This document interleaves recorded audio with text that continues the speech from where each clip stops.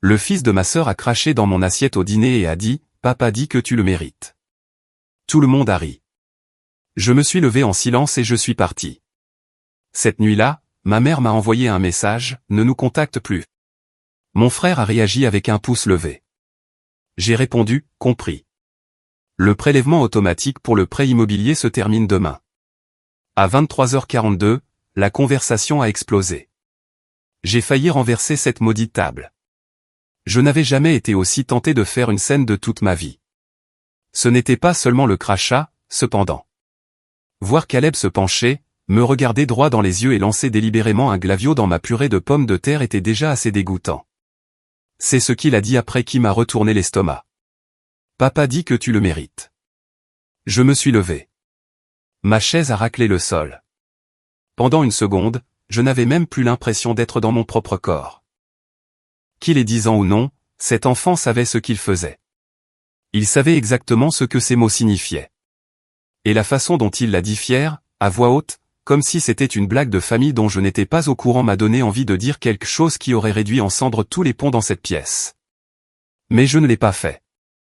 Je me suis complètement rassise. Mes mains tremblaient. Pas parce que j'avais peur, mais parce que j'étais furieuse. Jenna a levé les yeux juste assez longtemps pour me lancer un sourire narquois avant de retourner à son téléphone. Alex mâchait encore, clairement imperturbable. Ma mère, de l'autre côté de la table, n'a même pas scié. Elle coupait son pain de viande comme si de rien n'était. Comme si un crachat dans une assiette était une chose banale. Puis Jenna a éclaté de rire, bruyamment. Caleb a suivi, riant comme si c'était la chose la plus drôle qu'il ait jamais vue. Alex s'est essuyé la bouche et a marmonné quelque chose à propos du « Caleb classique ». Les lèvres de ma mère se sont légèrement retroussées en un sourire. Personne n'a dit que c'était mal. Personne ne m'a demandé si j'allais bien. J'ai réalisé à ce moment-là que je n'étais pas en colère contre Caleb. Pas vraiment. J'étais en colère contre eux, pour l'avoir créé, pour l'avoir façonné à leur image, et pour s'attendre à ce que je continue de venir comme si rien de tout cela ne s'était jamais produit. Comme si j'étais l'idiote de rester silencieuse pendant qu'ils me traitaient comme un distributeur de billets ambulants doublé d'un punching ball émotionnel. Je me suis relevé, cette fois calmement. J'ai pris mon sac à main, laissé mes chaussures près de la porte, suis sorti sans un mot, suis monté dans ma voiture et suis rentré à mon appartement, pieds nus. Quand je suis rentré chez moi, je n'ai pas pleuré. Je n'ai appelé personne. J'ai juste allumé la bouilloire et je suis resté assise là, en silence, à digérer. Puis j'ai ouvert mon ordinateur portable et je suis allé sur le tableau de bord de ma banque. Mon nom était lié au compte hypothécaire de ma mère. Je couvrais les manques depuis 1 an et demi. Discrètement, automatiquement, chaque mois. Jenna supposait toujours que je m'en sortais bien et me faisait culpabiliser pour payer des choses qu'elle ne pouvait pas se permettre sur le moment. Alex avait emprunté de l'argent que je savais que je ne reverrais jamais. Et d'une manière ou d'une autre, même s'ils avaient eu plus de soutien, plus d'éloges et plus d'amour en grandissant, c'est de moi qu'on attendait les sacrifices. À 21h12, mon téléphone a vibré. Maman, ne nous contacte plus. Aucune explication, aucun contexte, juste ça. J'ai fixé le message pendant 1 minute entière. Puis j'ai répondu. Compris. Le prélèvement automatique pour le prêt immobilier se termine demain. J'ai regardé la conversation devenir silencieuse. Puis à 23h42, elle a explosé. D'abord, ce fut Jenna. De quoi tu parles? Puis Alex. Tu plaisantes, n'est-ce pas? Puis maman. Ne sois pas mesquine, Sarah. Puis un autre message d'elle. Tu es dramatique. Puis de nouveau Jenna. Tu vas sérieusement laisser tomber ta propre mère? Puis Caleb a envoyé un emoji qui rit. Puis un qui pleure. Puis un pouce vers le bas. Et puis Alex à nouveau. Un pouce levé. Je n'ai pas répondu. J'ai éteint mon téléphone et je suis allé me coucher. Le lendemain matin, à 7h03, on a frappé à ma porte. C'était Danielle, ma cousine. Elle tenait un café dans une main et un sac de Bagel dans l'autre. Elle n'a pas attendu d'invitation. Elle est entrée, a posé les Bagel sur mon comptoir et a souri. Il était temps, a-t-elle dit. Je n'ai rien dit. J'ai juste versé 2 tasses de café et me suis assise en face d'elle. Elle avait raison. J'aurais dû faire ça il y a des années. Danielle n'a pas demandé ce qui s'était passé quand elle est entrée. Elle m'a juste tendu le café et a dit, il était temps. Nous nous sommes assises à ma table de cuisine pendant que les bagels refroidissaient entre nous. Pendant un moment, aucune de nous n'a dit grand-chose. Puis elle a ouvert son ordinateur portable, m'a regardé et a dit, bon, il est temps de faire le ménage. Elle le pensait au sens propre comme au figuré. Pendant que je jetais les souvenirs de ma famille, la veste que Jenna avait laissée ici il y a 6 mois, la manette de Nintendo cassée de Caleb que j'étais apparemment censé réparer, Danielle a examiné mes comptes bancaires, mes dossiers de prêt et la liste des prélèvements automatiques que je n'avais pas touchés depuis des années. Tu as payé leurs factures comme une comptable à plein temps, a-t-elle dit. Pas étonnant qu'ils te traitent comme une employée. Il y en avait plus que je ne m'en souvenais. Mon nom était toujours associé à l'abonnement au câble de ma mère, à la facture du dentiste de Jenna d'il y a 2 ans, et même au compte Disney+ de la famille. Je payais toujours pour le compte Netflix que seul Caleb utilisait. Chaque lien a été coupé, un par un. Le prêt auto de Jenna était plus délicat. Je m'étais porté garante il y a des années quand elle m'avait dit qu'elle avait besoin d'aide juste pour 6 mois afin d'obtenir l'approbation. Elle ne l'a jamais refinancé, n'en a jamais reparlé. J'ai appelé le prêteur et j'ai déposé une demande de libération de caution. Cela prendrait quelques semaines, mais ce serait fait. Danielle a levé les yeux vers moi. Tu te rends compte de l'ampleur de tout ça, n'est-ce pas? J'ai hoché la tête, mais je ne le sentais pas encore vraiment. Je me sentais juste plus légère. Pas heureuse, juste plus écrasée. Dans les jours qui ont suivi, j'ai commencé à remarquer à quel point j'avais plus d'espace dans ma vie. Du vrai espace. Je ne vérifiais pas constamment mon compte. Je ne recevais pas de textos passifs-agressifs sur l'argent ou les courses ou « Peux-tu emmener Caleb à son rendez-vous la semaine prochaine ?» J'avais le silence. Un silence froid, encore inconnu, et ça me plaisait. J'ai acheté un nouveau matelas, je me suis fait couper les cheveux, je me suis inscrite à un cours de poterie le jeudi soir avec Danielle. C'était étrange de faire quelque chose juste parce que j'en avais envie, mais j'apprenais. Le groupe de discussion est resté mort. Pas un seul message. J'ai attendu, mais rien n'est venu jusqu'à 2 semaines et demie plus tard, quand Jenna a envoyé un unique texto. Tu es une personne horrible. Caleb a pleuré quand il a appris qu'il ne pouvait pas aller à sa sortie scolaire. J'espère que ça te fait plaisir. Pas de salutation, pas d'explication, pas de prise de responsabilité. Je n'ai pas répondu. Elle a enchaîné avec un mémo vocal de 48 secondes. Principalement des cris, quelque chose sur la loyauté, la famille. Sa voix s'est brisée quand elle a parlé de Caleb. Puis ça s'est coupé en plein milieu d'une phrase. Je ne l'ai pas écoutée 2 fois. Danielle m'a dit de la bloquer. Je ne l'ai pas fait. Pas encore. Une partie de moi voulait voir jusqu'où ils iraient. À quoi ressemblait le désespoir quand le sentiment que tout vous est dû s'épuise. Quelques jours plus tard, Danielle m'a envoyé une capture d'écran d'une publication Facebook de Jenna. C'était une campagne GoFundMe intitulée « Aider Caleb à traverser une année difficile ». La photo montrait Caleb souriant avec un sac à dos.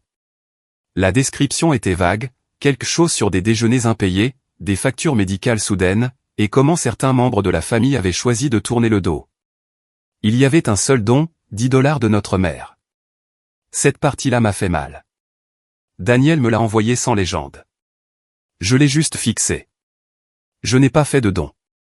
Je n'ai pas demandé à quoi servaient les factures médicales. Je n'ai pas partagé la publication, mais cela a provoqué un changement en moi. Je ne me sentais pas coupable. J'étais sur mes gardes. Il se passait autre chose. Jenna ne m'avait jamais rien dit sur le fait que Caleb était malade ou avait besoin d'un traitement. Et maintenant, elle suppliait des étrangers de l'aider pour une sortie scolaire. Il y avait autre chose. Danielle a remarqué que je fixais l'écran et a dit, « Tu ne leur dois rien, tu sais. » J'ai hoché la tête, mais je n'arrêtais pas de penser au mot « médical ». Parce que si quelque chose était vraiment arrivé à Caleb, il ne l'admettrait jamais. Pas avant d'être à court d'options. Une autre semaine de silence est passée, et pour une fois, je ne l'ai pas passé à attendre leur prochain coup. J'étais occupé. J'avais mon cours de poterie le jeudi avec Danielle. J'ai rejoint un club de lecture le week-end à la bibliothèque du centre-ville, et j'ai finalement commencé à dormir toute la nuit. Un sommeil profond et ininterrompu. Fini de me réveiller à 2 heures du matin pour vérifier si Jenna m'avait envoyé un message demandant une autre petite faveur. Je commençais à croire qu'ils étaient peut-être vraiment partis pour de bon cette fois. Mais ça ne dure jamais, n'est-ce pas? C'était un jeudi. Je venais de quitter mon cours et je marchais vers ma voiture avec un latte à la vanille quand mon téléphone a vibré dans la poche de mon manteau. Numéro inconnu, pas de message vocal. Je n'ai pas répondu. Moins d'une minute plus tard, un message est apparu. C'était Jenna. Je sais que tu me détestes. Tu as toutes les raisons de le faire. Mais Caleb est malade. C'est grave. Il a besoin d'une opération. Nous avons perdu notre assurance il y a quelque temps et nous ne pouvons pas la couvrir. S'il te plaît, je ne demande rien pour moi. S'il te plaît, ne dis pas à maman que je te l'ai dit. Elle est déjà à découvert. Je demande juste de l'aide pour lui. Je suis resté là, sur le parking, appuyé contre la portière côté conducteur, à le relire encore et encore. Mon premier instinct a été de le supprimer et de rentrer chez moi. Elle n'avait même pas dit de quelle opération il s'agissait. Elle n'a pas dit « je suis désolé ». Elle a juste sauté directement au sujet, supposant que je serais encore celle qui nettoierait leurs dégâts. Je l'ai montré à Daniel ce soir-là. Tu vas aider, n'est-ce pas? Je n'ai rien dit. Elle connaissait déjà la réponse. Il ne s'agissait pas de Jenna. Il s'agissait de l'enfant. Malgré toutes les choses horribles qu'il m'avait faites et dites, il avait 10 ans. Il était le reflet de ceux qu'il avait élevés et qui lui avaient laissé penser que cracher dans la nourriture de quelqu'un était drôle. J'ai de nouveau examiné mes finances. J'avais réussi à économiser un peu depuis que je leur avais coupé les vivres. Pas beaucoup, mais assez. J'ai fait les calculs, regardé les factures à venir et je me suis posé une seule question. Est-ce qu'aider Caleb m'empêcherait de dormir? Si je ne le faisais pas. J'ai répondu à Jenna. Je paierai 40%. Ni plus, ni moins. L'argent ira directement à l'hôpital. Pas à toi. Elle n'a pas répondu tout de suite. 3 heures ont passé. J'étais déjà au lit quand elle a finalement répondu. Tu es sérieuse? Puis un autre. Merci. Je le pense vraiment. Merci. Le lendemain matin, j'ai appelé la clinique qu'elle avait mentionnée dans le message. J'ai demandé le service de facturation. Je ne leur ai pas dit qui j'étais au début, j'ai juste demandé quelle était la procédure pour contribuer à l'opération d'un patient. Ils m'ont guidé. Caleb était bien sur le planning, et oui, il avait besoin d'un paiement partiel pour la semaine suivante afin de réserver sa place. J'ai payé exactement 40%. J'ai reçu un reçu, j'ai raccroché. 3 heures plus tard, mon téléphone a sonné. Le nom de ma mère s'est allumé à l'écran. Je n'ai pas décroché. Elle a laissé un message vocal. J'ai entendu ce que tu as fait pour Caleb. Je voulais juste te dire merci. Je suppose que je me suis trompé sur quelques points. C'était tout. Pas d'excuses, mais presque. Le plus proche que j'obtiendrai jamais, probablement. Je n'ai pas rappelé. Pas encore. Les jours suivants ont été de nouveau calmes, mais pas de la manière froide et punitive d'avant. Plutôt comme si quelque chose s'apaisait. Puis, samedi après-midi, je suis rentré chez moi et j'ai trouvé un colis sur mon paillasson. Pas d'étiquette de retour, juste mon nom écrit proprement au marqueur noir. À l'intérieur se trouvait une boîte en carton remplie de vieux albums photos. Pas des tirages numériques, de vraies photos. Certaines jaunies sur les bords. Je les ai feuilletées lentement, assise en tailleur sur le sol. Des photos de moi à l'école primaire, des matins de Noël, de mon premier vélo, de mon 7e anniversaire. Jenna était sur presque toutes. Nous avions l'air heureuses. Nous avions l'air d'inconnus. Glissé entre 2 albums se trouvait un morceau de papier de cahier plié. Manuscrit. Tu ne méritais pas la façon dont nous t'avons traité. J'ai eu tort. Nous avons eu tort. Je suis désolé. Pas de nom, mais j'ai reconnu l'écriture. Un mélange de celle de maman et de Jenna. Je suis resté là à le fixer pendant un long moment. Je n'étais pas sûr de ce que j'étais censé ressentir. Le soulagement, la validation, la paix. Ce n'était rien de tout cela. Mais c'était quelque chose. Un commencement. Pendant un certain temps, je n'ai pas touché à la boîte de photos. Je l'ai glissée sur l'étagère du placard du couloir, comme si elle risquait de fuir si je la laissais à l'air libre. La note est restée pliée à l'intérieur d'un livre que je ne lisais plus. Je n'étais pas prête à fouiller dans de vieux souvenirs ou des excuses inachevées. Pas quand je ne savais toujours pas si tout cela était réel. Puis 2 semaines se sont écoulées sans un mot. Et juste au moment où je commençais à penser que l'histoire était terminée, j'ai reçu un texto de ma mère. Dîner, dimanche, juste nous deux. S'il te plaît, viens.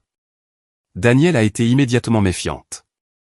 Elle cuisine ou elle te tend une embuscade. Je ne savais pas, mais j'y suis allé. Pas parce que je lui faisais confiance, mais parce que j'avais besoin de voir par moi-même si quelque chose avait réellement changé. Je ne l'ai dit à Danielle que lorsque j'étais déjà garé devant la maison. Elle a menacé de venir me secourir si je n'envoyais pas un texto toutes les heures. C'était calme quand je suis arrivé. La lumière du porche était allumée, pas de cris à l'intérieur, pas de télévision à fond. Un instant, j'ai cru qu'elle avait peut-être oublié qu'elle m'avait invité, jusqu'à ce que je sente quelque chose que je n'avais pas senti depuis des années. De la tarte aux pommes, faite maison. Je suis entré et elle était là, dans la cuisine, tablier noué, les yeux rouges. Quelque chose brûlait. Pas la tarte, autre chose. J'ai suivi l'odeur et j'ai vu le verre de vin brisé près de l'évier. Des éclats éparpillés sur le sol et le comptoir. Sa main était enroulée dans une serviette déjà tachée de sombre. Elle a essayé de faire comme si de rien n'était. A dit qu'elle l'avait fait tomber plus tôt, avait oublié de nettoyer. Je l'ai nettoyé pour elle. J'ai rincé la coupure, pansé sa main. Nous n'avons pas beaucoup parlé. Pas à ce moment-là. Elle s'est finalement assise à la table de la cuisine pendant que je finissais de servir. Pain de viande, haricots verts. Pas sophistiqué, mais familier. Quand nous avons commencé à manger, elle n'a rien dit sur Jenna. Rien sur Caleb. Pas même sur l'argent. Elle m'a juste posé une question. Es-tu heureuse? Cela m'a frappé plus fort que prévu. Je lui ai dit que oui. Et c'était la première fois que je le disais sans avoir besoin que quelqu'un d'autre le croie. Je payais mes factures. Je dormais la nuit. Je me réveillais sans angoisse. C'était suffisant. Puis elle m'a dit quelque chose que je n'aurais jamais pensé entendre d'elle. Je n'ai pas été juste avec toi. Je te voyais comme quelqu'un qui pouvait tout encaisser. Alors je t'ai tout donné à porter. Elle n'a pas pleuré. Elle n'a pas supplié. Elle est juste restée assise là, avec sa main bandée et une assiette à moitié finie, paraissant plus petite que dans mon souvenir. Nous ne nous sommes pas serrés dans les bras. Je ne suis pas resté longtemps. Quand elle m'a demandé si je voulais voir Caleb, j'ai dit non. C'était la première fois que je lui disais non sans me préparer à ce qui allait suivre. Elle a simplement hoché la tête. Pas de colère, pas de culpabilisation. Je suis parti avant le dessert. 3 jours plus tard, Jenna a envoyé un texto. Il veut te voir. Il t'a écrit quelque chose. Je sais que tu ne nous dois rien, mais j'essaie. Je l'ai ignoré. 2 autres jours ont passé et un colis est arrivé à ma porte. Pas d'adresse de retour, juste mon nom et une écriture que je reconnaissais. À l'intérieur se trouvait une feuille de papier ligné pliée avec un dessin au crayon. Moi et Caleb sur un banc de parc. Je ressemblais à une pomme de terre avec des cheveux, mais c'était clairement moi. En dessous, en lettres épaisses et maladroites, désolé d'avoir été méchant. Merci de m'avoir aidé à ne pas mourir. Bise, Caleb. Je suis resté assise sur le sol pendant un long moment, tenant ce bout de papier. C'était ridicule. C'était parfait. Cette nuit-là, j'ai écrit une courte note et je l'ai renvoyée par la poste. Merci pour ton dessin. Je suis contente que tu ailles bien. Pas de smiley, pas de promesse, juste la vérité. 3 jours plus tard, on a frappé à ma porte. C'était Jenna. Je ne l'avais pas vue en personne depuis la nuit où Caleb avait craché dans ma nourriture. Elle avait l'air complètement différente. Pas de maquillage, les cheveux en queue de cheval lâche. Elle ne portait pas les bottes de créateur qu'elle exhibait autrefois. Et pour la première fois depuis des années, ses mains étaient vides, à l'exception d'une chose, son alliance. Je n'ai rien dit, j'ai juste ouvert la moustiquaire et j'ai attendu. Elle l'a tenue entre ses doigts.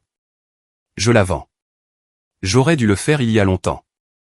Je dois arrêter de faire semblant d'avoir tout compris. Ce n'est pas le cas. Elle a dégluti difficilement, puis m'a regardé. Avant de faire ça, j'avais juste besoin de le dire. Je suis désolé, Sarah, pour tout. Pour la façon dont je t'ai traité, pour Caleb, pour toutes les fois où j'ai laissé maman le faire aussi. Je n'ai rien dit tout de suite. Je n'en avais pas besoin. Puis elle a ajouté, et cela m'a prise au dépourvu, par la maman. Elle pense à vendre la maison, à déménager plus près de toi. Elle dit qu'elle veut recommencer à zéro. J'ai cligné des yeux. Cela ne faisait pas partie du plan, d'aucune version de cette histoire que j'avais jamais imaginée. Elle a fouillé dans sa poche et m'a tendu une petite enveloppe. À l'intérieur se trouvait un chèque. Ce n'était pas pour tout ce que j'avais payé au fil des ans, mais c'était quelque chose. 4 chiffres, assez pour me couper le souffle. C'est de notre part à toutes les deux, a-t-elle dit. Puis elle s'est retournée et est repartie vers la voiture où Caleb était assis sur la banquette arrière, me regardant en silence. Il a fait un signe de la main. J'ai répondu. Je suis resté sur le pas de la porte longtemps après qu'il se soit éloigné. Le signe de Caleb est resté avec moi. Ce n'était pas exagéré ou théâtral. Juste un petit mouvement, comme s'il le pensait. Comme s'il comprenait maintenant quelque chose qu'il n'avait pas compris avant. Peut-être que oui. Ou peut-être qu'il était juste un enfant essayant de recommencer à zéro de la seule manière qu'il connaissait. Je suis rentré et j'ai fixé le chèque. Ce n'était pas une somme énorme, pas comparé à tout ce que j'avais couvert pour eux au fil des ans. Mais ce n'était pas petit non plus. Plus qu'assez pour dire, nous nous souvenons. Assez pour dire, nous savons ce que nous avons pris. Je l'ai laissé sur le comptoir et n'y ai pas touché du reste de la nuit. Daniel est passé 1 heure plus tard. Elle n'a pas attendu que j'explique, a juste laissé tomber ses clés dans le bol près de la porte, a enlevé ses chaussures et m'a tendu une bouteille de vin comme si nous avions déjà commencé la conversation. On dirait qu'un ex vient de te faire une demande en mariage, a-t-elle dit en ouvrant le congélateur. Il n'y a pas de pizza surgelée. J'ai ri. C'était la première fois que je riais depuis des jours. Nous avons parlé, pas seulement de Jenna ou de ma mère, mais de moi, des choses que je voulais faire. Daniel m'a dit qu'il y avait un poste vacant dans son entreprise, administratif, horaire flexible, de vrais avantages sociaux. Je n'ai même pas hésité quand j'ai dit que j'y réfléchirais. C'était un grand pas pour moi. Avant, mon cerveau aurait immédiatement flashé toutes les façons dont prendre soin de quelqu'un d'autre se mettrait en travers du chemin. Mais il n'y avait plus personne d'autre, juste moi, et l'idée ne me faisait plus peur. Quelques jours plus tard, maman m'a de nouveau envoyé un texto. C'était une photo. Une petite maison de plein pied avec de la peinture écaillée, une boîte aux lettres de travers et une balançoire dans le jardin. Je pense à acheter ça, a-t-elle écrit. À 10 minutes de chez toi. Cela m'a prise au dépourvu. Ça ne ressemblait pas à de la pression. Ça ressemblait à une possibilité, comme si elle disait, je veux être proche, mais je ne demande rien. Je n'ai pas répondu tout de suite. J'ai juste fixé la photo. Une petite maison abîmée qui semblait attendre qu'on prenne soin d'elle. D'une manière étrange, elle me rappelait ma mère. 2 jours après, je suis rentré du cours de poterie et j'ai vu une enveloppe sous ma porte. Pas de nom, pas de timbre, juste mon prénom écrit au crayon. Un peu irrégulier. Je savais déjà. À l'intérieur se trouvait une carte pliée avec des ours de dessin animés sur le devant. Le genre qu'on achète dans une station-service quand on est pressé. À l'intérieur, d'une écriture d'enfant, « Salut Sarah. Je me sens mieux maintenant. Maman dit que je peux venir te voir si tu veux. Je suis désolé d'avoir été méchant. J'espère que tu aimes ton travail et ta nouvelle coupe de cheveux. Bise, Caleb. » Je me suis figé. Je n'avais parlé à personne du travail ou de la coupe de cheveux. Je n'avais rien posté en ligne. Cela signifiait que Jenna le lui avait dit. Cela signifiait qu'elle parlait de moi. Pas avec amertume, pas avec moquerie, mais comme quelqu'un qui valait la peine d'être connu, d'être respecté. C'était étrange. Je n'ai pas pleuré. Je n'ai pas ri. Je me suis juste assise à la table de la cuisine et j'ai fixé la carte. Le lendemain matin, j'ai ouvert mon ordinateur portable et j'ai regardé la candidature que Daniel m'avait envoyée. Je l'ai remplie, j'ai cliqué sur envoyer. Puis, j'ai ouvert un nouvel onglet et j'ai écrit une courte réponse à Caleb via son email d'école, pas celui de Jenna. Salut Caleb. Merci pour ta carte. Je suis contente que tu te sentes mieux. Je réfléchis encore pour les visites, mais j'aimerais t'écrire parfois. C'est d'accord pour moi si c'est d'accord pour toi. 2 jours plus tard, une autre enveloppe est arrivée, celle-ci plus épaisse. À l'intérieur se trouvait un autre dessin. Moi, Caleb et Daniel assis à une table couverte de petits pots en argile en désordre. Son souci du détail était ridicule. Il avait même dessiné la hanse tordue de ma première tentative. En dessous, au crayon rouge, un jour. Ce mot m'a frappé plus fort que prévu. Il n'a pas écrit « Est-ce que je peux venir ?» ou « On peut se voir ?» Il m'a juste donné de l'espace. Un jour. Il me laissait le choix. Cette nuit-là, je me suis assise au bord de mon lit avec le dessin sur mes genoux, pensant à combien de temps j'avais supplié pour avoir de l'espace et à quelle vitesse ils le remplissaient avec leurs urgences, leurs besoins, leur chaos. Et maintenant, soudain, tout cet espace était à moi. J'ai plié le dessin doucement et l'ai glissé dans le même livre où je gardais la première note de maman. Puis j'ai pris mon téléphone et j'ai envoyé un texto à Daniel. Le suis-je? L'automne est arrivé rapidement. Les feuilles devant ma fenêtre sont passées du vert à l'ambre presque du jour au lendemain. Cela faisait 3 mois depuis l'opération de Caleb, 2 depuis que j'avais pris le poste dans l'entreprise de Daniel, et environ 4 semaines depuis la dernière fois que j'avais eu des nouvelles de Jenna. Je pensais que le silence serait angoissant, mais ce n'était pas le cas. C'était la paix. Le travail n'était pas glamour, mais il était stable. J'avais une routine maintenant.